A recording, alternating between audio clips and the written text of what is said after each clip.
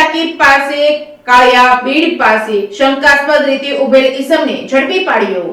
ભાવનગરમાં પાણીની ટાંકી પાસે વિક્ટોરિયા પાર્કના ગેટ પાસે બસ સ્ટેશન પાસે લાલ કલરનો શર્ટ, તેની ઉપર કાળા કલરનું ગરમ જેકેટ અને કાળા કલરના પેન્ટ પહેરી માણસ ઊભો હતો તેવી બાતમી મળી હતી। બાતમીના આધારે પેરોલ ફોર્સ સ્કોર પહોંચી અરવિંદભાઈ ચંદુભાઈ ગોહિલની પૂછપરછ કરતા રોકડ રકમ તેમજ ચાંદીના દાગીના ક્યાંથી લેબલ છે તે સંતોષકારક જવાબ તેમજ બિલ રજૂ નહીં કરતા વધુ કડક તપાસ કરતા જાણવા મળ્યું કે આશરે 10 દિવસ પહેલા ઇસ્કોન મેગા સિટી હિમાલયા મોલની બાજુમાં જે જગ્યાએ પગીપણું કરતો હતો ત્યાંથી એક મકાનમાંથી ચોરી કરેલું કબૂલાત કરી હતી, જ્યાંથી 1,63,000 રોકડા અને ચાંદીના દાગીના મળી કુલ 1,69,797ની ચોરી કરી હતી અને અન્ય કોઈ ચોરીમાં સંડોવાયેલી નથી કે કેમ તેની વધુ તપાસ હાથ ધરવામાં આવી છે।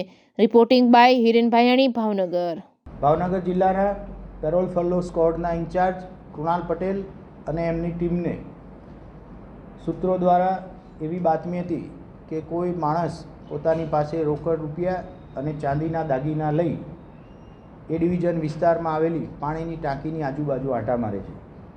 તપાસ કરી એની પૂછપરછ કરતાં પોતે આ દાગીના અને રોકડ રૂપિયા કોઈ એક જગ્યાએથી ચોરી કરી અને લઈ આવેલાનું પોતે કબૂલેલું છે।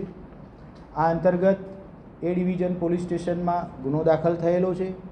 સમગ્ર બનાવની વિગત એવી છે કે આ આરોપી અલગ અલગ જગ્યાએ વોચમેનની નોકરી કરતો હોય છે। એ દરમિયાન એના જ સંપર્કમાં આવેલા અન્ય એક નાગરિક કે જે ઇસ્કોન સિટીમાં પોતે પગીપણું કરી રહ્યા છે એમની જોડે મિત્રતા તે કેળવી એના ઘરમાં ઘરફોડ ચોરી કરી અને આ મુદ્દામાલ લઈ આવેલાનું કબૂલેલું છે। સમગ્ર મુદ્દામાલની વિગત જોઈએ તો 1,63,000 જેટલા રોકડ રૂપિયા અને ચાંદીના નાના મોટા દાગીના થઈ 1,69,000 જેટલો ટોટલ મુદ્દામાલ રિકવર થવા પામેલો છે। આ રોકડ રૂપિયા આટલા બધા કેવી રીતે જ્યાં આરોપીએ ચોરી કરી છે તે આવ્યા એ દિશામાં પણ તપાસ હાથ ધરવામાં આવેલી, તો જેનું ઘરમાં ઘરફોડ ચોરી થઈ છે એની દીકરીના કોઈ પ્રસંગ માટે થઈ અને આ રોકડા રૂપિયા પોતે લાવેલાનું હકીકત સામે આવી છે।